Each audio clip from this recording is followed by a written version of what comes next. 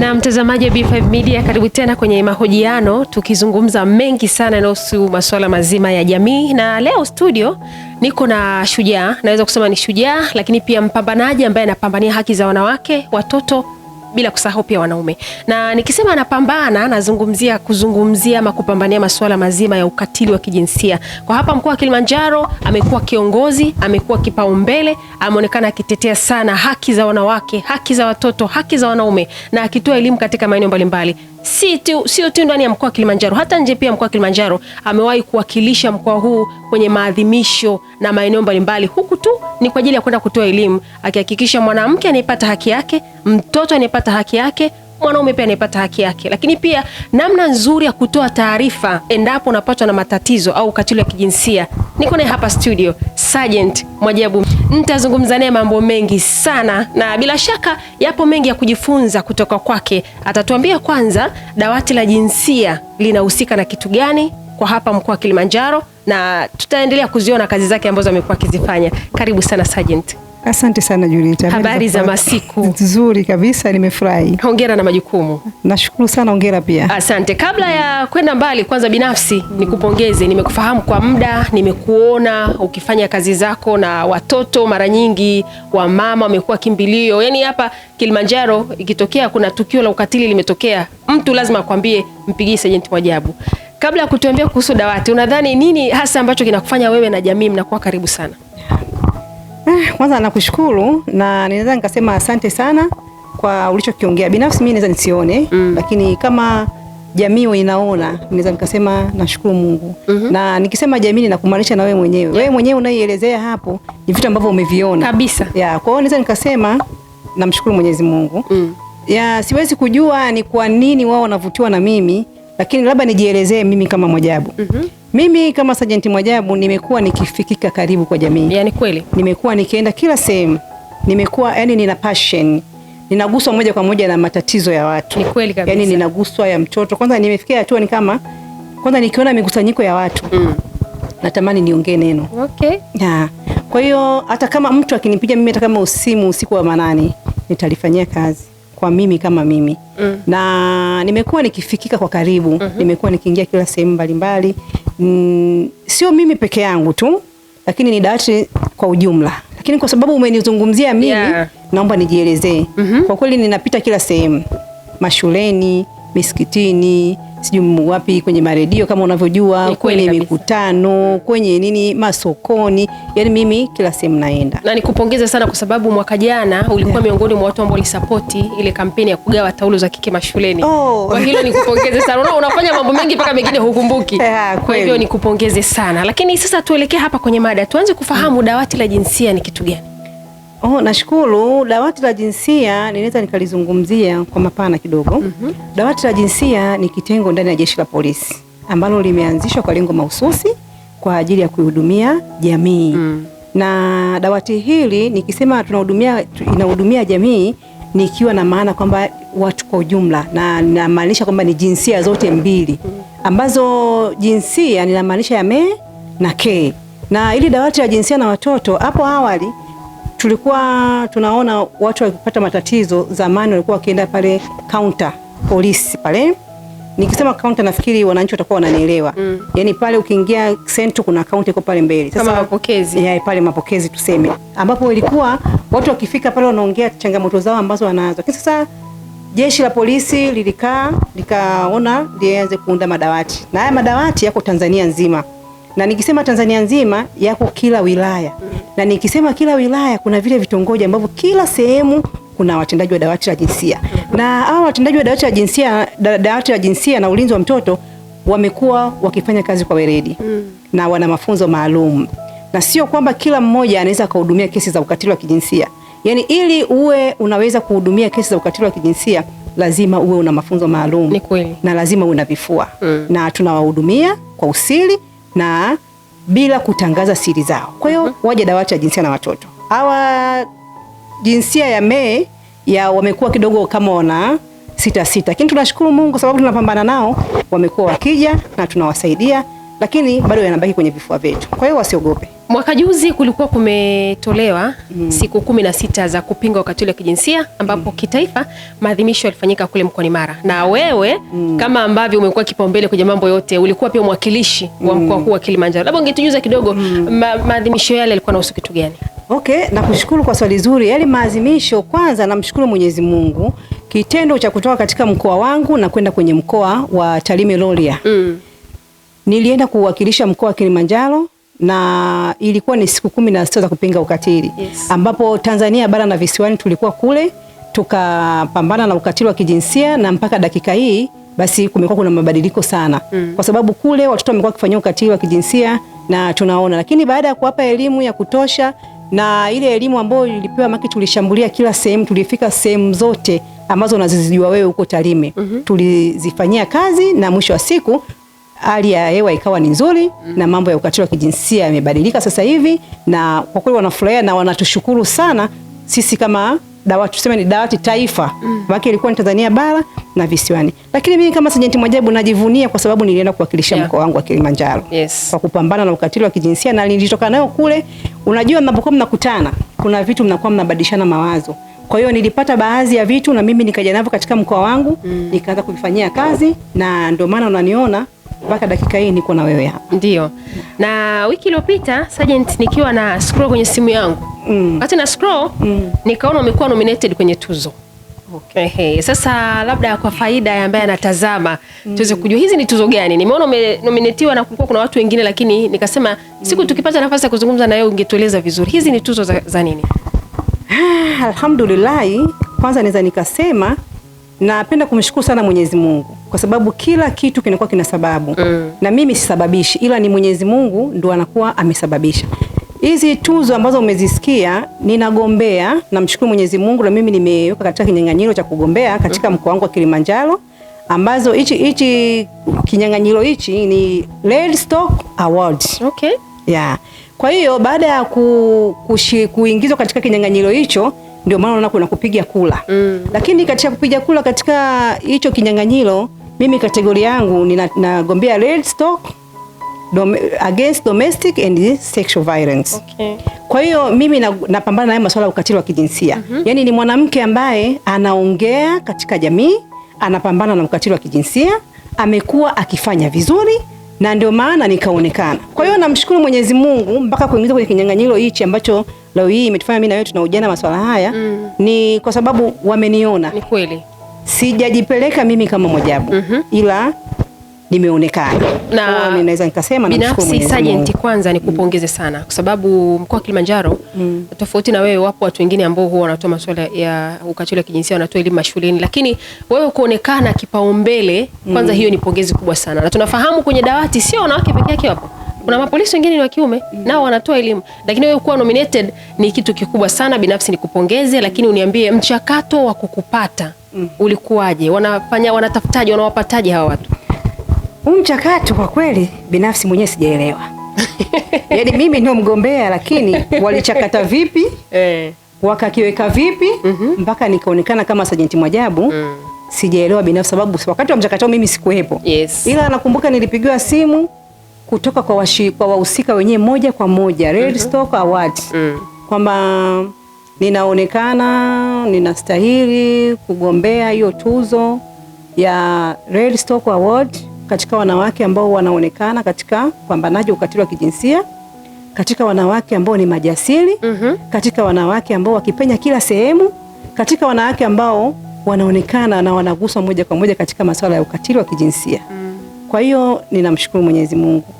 Kwa hiyo ukiniambia kwamba ilikuwaje ikaingia kwa wakati wa mchakato, Jushita, sikuwepo. Sawa kabisa. Sikuwepo, ila tunaweza nilibaki na butwaa tu hivi, nikabaki tunashangaa. Ya, kwa hiyo namshukuru Mwenyezi Mungu. Sawa kabisa. Na Sergeant Mwajabu, hii tuzo wewe ni mwakilishi wa dawati lakini mwakilishi wa mkoa. Labda ningependa kukuuliza tu binafsi, hii tuzo kwako ina uzito kiasi gani? Sijapokea tuzo bado, ila nipo kwenye kinyang'anyiro. Ndio. Na kwa sababu nipo kwenye kinyang'anyiro, mimi tu niwaombe wananchi wa mkoa wa Kilimanjaro na baadhi ya watu ambao wananifahamu waweze kujitokeza kwa wingi, kuchukua muda wao, hata robo dakika haiishi, hata sekunde, kuingia kwenye kinyang'anyiro changu ambacho kinajieleza pale Best Lady Against Domestic and Sexual Violence. Utakutana na pale na sehemu imeandikwa, kuna sehemu ya kuandika namba ya kupiga, kuweka namba yako ya simu, na pale utaweka tiki kwenye jina langu, na baada ya hapo utasubmit, unakuwa umenipigia kula. Naomba tupambane ili tuweze kuleta hii tuzo na kuichukua na kuleta katika mkoa wa Kilimanjaro, lakini kuliheshimisha jeshi la polisi. Na jeshi la polisi inaweza nikalishukuru kwa sababu ndio limenifikisha hapa. Kwa sababu sisi dawati la jinsia na watoto tunashirikiana na kamishina ya polisi jamii. Na hii kamishina ya polisi jamii tumekuwa tukishirikiana pamoja na mapolisi kata. Wale mapolisi kata ambao wapo kila sehemu, wao ndio tunashirikiana nao. Labda mimi niseme nataka kwenda kufanya kutoa elimu pasua, lazima nitamtafuta askari wa polisi kata ambaye yupo sehemu husika, na mwisho wa siku tutaingia kwa ajili ya kwenda kupambana na nini, na ukatili wa kijinsia. Kwa hiyo pia nilipongeze dawati makao makuu. Dawati makao makuu mimi ndio limenifikisha hapa, kwa sababu limekuwa likinipa mafunzo tofauti tofauti, limekuwa likinifundisha mimi kunipeleka kwenye semina mbalimbali, na naweza nikasema limenisababisha mimi kuwa jasiri, kujiamini, kusimama mbele za watu na kuweza kufikia hapa leo hii ninagombea hii tuzo. Kwa hiyo pia ninaishukuru pia jamii kwa ujumla, na ndio maana ninaomba wanipe kula. Na nikupongeze sana kwa sababu pia nimehudhuria Malkia Day Out zaidi ya mara 2, na ulikuwepo miongoni mwa watu wa elimu kama watu wa mada, na kule ndani ulikuwa unafundisha sana wanawake namna ya kupambana na vitendo vya ukatili wa kijinsia. Labda hii tuzo ni ya ngapi? Ni mara yako ngapi unawania kwenye tuzo kama hizi? Naweza nikasema kwa hii tuzo mimi ndio mara yangu ya kwanza kuingia kwenye kinyang'anyiro. Hongera sana. Nashukuru sana.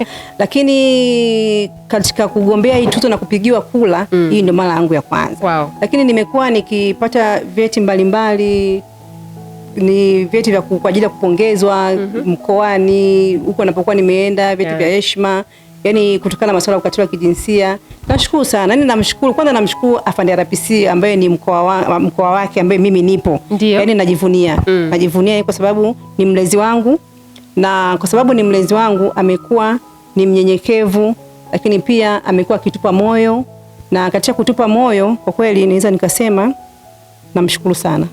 Namshukuru sana. Na hata juzi ametoka kunipa tuzo, ametoka kunipa nishani. Okay. Ya, amenitunikia nishani. Hongera sana. Ya Muungano. Nashukuru sana kwa kweli. Namshukuru yeye, lakini pia nalishukuru jeshi makao makuu. Sawa, wakati tunaelekea kutamatisha hapa Sergeant Mwajabu, kwa mtu ambaye anakutazama, kwa sababu umeshatupa maelekezo namna ambavyo tunaweza kukupigia kura ili kuelekea kwenye kinyang'anyiro hicho, ni matumaini yangu utarudisha heshima ya tuzo hiyo ndani ya mkoa wa Kilimanjaro. Mimi binafsi nikutakia kila laheri, lakini utuelekeze basi kwa mtu ambaye anapata changamoto ya masuala ya ukatili wa kijinsia, ofisi zenu zinapatikana wapi, lakini pia kama zipo namba za simu ambazo mtu anaweza kupiga kwa ajili ya kutoa taarifa za masuala ya ukatili wa kijinsia. Mimi nakushukuru sana, lakini niongee tu kidogo kwa jamii kwamba sisi kama jamii tunatakiwa tujitoe kwa jamii. Na nikisema kwamba ulinzi na usalama wa mtoto ni kwetu sisi sote. Na ulinzi huu na usalama wa mtoto sisi ni watu wazima, lakini tunaweza tukajisimamia sisi wenyewe. Lakini watoto hawawezi kujisimamia, ila wanapaswa kusimamiwa. Na hasa kipindi hiki sasa hivi watoto wapo nyumbani, watoto wapo mitaani, lakini kuna baadhi ya wazazi wamekuwa wako bize, wanawasahau hawa watoto, na mwisho wa siku wanajikuta wanafanyia vitendo vya ukatili wa kijinsia. Inakuwa sio sawa. Tuwahurumie hawa watoto. Yaani unakuta kuna mzazi yuko lazi amhurumie mtu mzima, lakini sio mtoto. Yuko lazi amtume mtoto akamnunulie pombe au ampeleke kwenye hizi inaitwa nini? Hizi sio ni makorokoro yale. Watoto wanajiingiza mwe kucheza kwenye makorokoro kwa sababu watoto wamekuwa kwa busy hapo, watoto wanajisimamia wenyewe. Yaani wanajilea wao wenyewe. Katika kujilea wao wenyewe, kwa hiyo wanajikuta hawana ule muda, wanabidi tu waingie kwenye masuala makundi kama hayo makundilika. Kwa hiyo mimi niwaombe tu wazazi watenge muda kwa ajili ya kukaa na kuzungumza na watoto wao, lakini wao kama familia, kwa sababu wao ndio familia, basi waweze kujilelea wao kama wao, wakae vizuri katika familia, wasigombane mbele za watoto, wasipigane mbele za watoto, wasitende majina mabaya mbele za watoto wao, kwa sababu wanakuwa wanaandaa watoto ambao sio bora. Na ni bora tu watoto kwa sababu wanaangalia maisha ambao wanaishi baba na mama yake. Kwa hiyo tubadilike, tuache kuishi kwa mazoea, na mwisho wa siku tuwapende watoto wetu na tuwatunze kwa kuwapa maadili yaliyo mema na makuzi yaliyo bora, ili mwisho wa siku watoto waweze kujisimamia wenyewe, kwa sababu kuna siku tutakuwa sisi hatupo, na wao ndio watakuwa baba na wao ndio watakuwa mama, au watakuja kuishi na watu wengine na mwisho wa siku wasije kuonekana mizigo katika familia zao. Ni kweli kabisa. Na ofisi za dawati la jinsia mkoa wa Kilimanjaro zinapatikana wapi? Ofisi za dawati zinapatikana pale Central. Ukifika pale Central, pembeni yako kuna jengo limeandikwa dawati la jinsia na watoto, ambapo pembeni yake tena kuna usalama barabarani. Sasa usalama wa barabarani Central, sisi tupo katikati. Pale ukifika unapata huduma, lakini pale chini ndo dawati wilaya, lakini sisi kama mkoa tuko ofisi za juu. Kwa hiyo ukifika pale utahudumiwa vizuri kwa mapokezi mazuri na watu ambao wana weledi na wana mafunzo maalumu, watakupokea bila kuwa na kinyongo, bila kukuongezea stress. Kwa hiyo wasisite, dawati ndio sehemu sahihi na ndio sehemu salama. Karibuni sana tuwahudumie, lakini pia mnaweza mkatupigia simu tukawapeana ushauri, kuna changamoto, na kama kuna masuala ya dawati tutayamaliza dawati. Lakini kama masuala ya ustawi wa jamii tutawapeka ustawi wa jamii. Lakini masuala ya kumaliza kesi vituoni, si mtoto kapigwa, si mtoto kalawitiwa, hatumalizi kesi vituoni. Kesi zinaisha mahakamani. Lakini pia majumbani tuache kutumia lile jani la sale. Jani la sale limekuwa ni changamoto sana. Na hili jani la sale, mtoto anafanywa ukatili, anaumizwa labda na baba yake au na ndugu yake tu yoyote. Lakini mama anakuwa ndo sosi ya kufanyaje, ya kuficha yale makosa ambayo yamefanywa mtoto. Anamtetea yule aliyefanya, kama ni baba, kama ni mjomba, kama ni nani. Anasahau kwamba aliyefanywa ukatili wa kijinsia ni nani? Ni mtoto. Na mtoto anakuwa ameshahusika moja kwa moja. Anahofia kwamba nikisema labda mume wangu atapelekwa kwenye vyombo vya sheria. Labda mdogo wangu atafungwa. Lakini yule mtoto anakuja kupewa, sasa mtoto siku ya kwanza anakuja kituoni, anaongea vizuri. Lakini siku ya pili akija kutoa kuelezea tena anabadilika. Kwa hiyo mzazi anakuwa anamfundisha sasa mtoto kuongea uongo na kumsingizia Juma. Kama alisema ni baba, mwisho wa siku anakuja kumsema jirani au mtu mwingine. Kwa hiyo tuache, sio sawa, haikubaliki. Tutende haki tuweze kumsaidia huyu mtoto, na ndio maana sisi tukasema dawati la jinsia na ulinzi na usalama wa mtoto. Kwa hiyo tunatakiwa tumlinde mimi pamoja na nyinyi jamii mnaotusikiliza. Sergeant Mwajabu, labda tunafika tamati. Kuna kampeni yote ambayo sasa hivi inaendelea kwenye masuala ya kupinga ukatili wa kijinsia? Kampeni tunayo. Na hii kampeni tulizindua mara ya kwanza, ambayo ilikuwa inaitwa tuwaambie kabla hawajaharibiwa. Awamu ya kwanza tukamaliza. Sasa hivi tuna awamu ya pili. Awamu ya pili hiyo kampeni hii inasema tuwaambie kabla hawajaharibiwa, awamu ya pili. Ni kwa nini tuwaambie kabla hawajaharibiwa? Tunawaambia kabla hawajaharibiwa ni watoto, labda tuseme wanafunzi wa mwaka wa kwanza, wanafunzi ambao wamemaliza darasa la 7 wanataka kwenda kuanza mwaka wa kwanza sasa. Lakini pia kuna hawa wanavyuo wanaenda kuanza mwaka wa kwanza, kuna form 5 sijui wanataka kwenda kuanza kuingia form 6. Lakini tunawaambia kwa nini kabla hawajaharibiwa? Tunaanza kuwaambia maana sisi dawati tunazuia. Kwa hiyo ile kuwaambia kabla hawajaharibiwa, wanaenda wakiwa wako timamu. Wanaenda wakiwa wanaelewa kwamba kuna ile hali, labda tuseme mtoto labda amefanywa ukatili wa kijinsia, labda ameenda kuanza form 1. Si bado mgeni. Anapofika kule shule kuna form 2. Lakini pia kuna walimu. Na katika mazingira ambayo wanaishi shuleni kuna mazingira tofauti tofauti. Anaweza akafanywa ukatili wa kijinsia, yeye akaamini kwamba ni sahihi mimi kufanyiwa vitendo vya ukatili wa kijinsia. Kumbe tukishamwambia sisi kabla hajaharibiwa, anaenda shuleni akiwa anajiamini, anaenda shuleni akiwa na elimu ya kuhusu dawati la jinsia na watoto, anaielewa vizuri, anaelewa ukatili vizuri. Kwa hiyo anaenda akiwa yuko timamu. Na anaelewa kabisa kwamba natakiwa niripoti wapi, natakiwa niweze nikafanye nini endapo nitafanya kitendo cha ukatili wa kijinsia. Haijalishi ni mwalimu, haijalishi mwanafunzi mwenzangu, natakiwa niripoti, nitoe taarifa. Na huwa tunapenda kuwaomba kwamba waache kuishi kwa kuiga maisha. Mfano wao wanavyuo. Wanavyuo walikuwa wanaishi maisha ya kawaida nyumbani kwao. Lakini baada ya kufika chuoni anaanza kuishi maisha sasa kama anayoishi Julita. Anasahau kwamba yeye ametoka katika hali ya kawaida. Lakini Julita alikuwa anaishi katika maisha ambayo ni hali ya juu. Ana smartphone, labda ana hizi macho matatu, maana watoto wamekuwa kidogo zinawavuruga akili. Kwa hiyo anatamani kwa nini Julita ana macho matatu afu mimi sina? Kwa hiyo anaanza kuingia kwenye tabia ambazo sio za kwake. Ili apate tu hiyo simu. Anaanza sababu tayari anajitegemea mwenyewe. Mtoto wa chuo huyo anajitegemea mwenyewe. Sasa ile kujitegemea mwenyewe anasahau kwamba mzazi anahangaika. Mzazi anahangaika tangu yuko mdogo na mpaka amekuja kufika hapa alipo, anasahau kwamba yeye ni nani.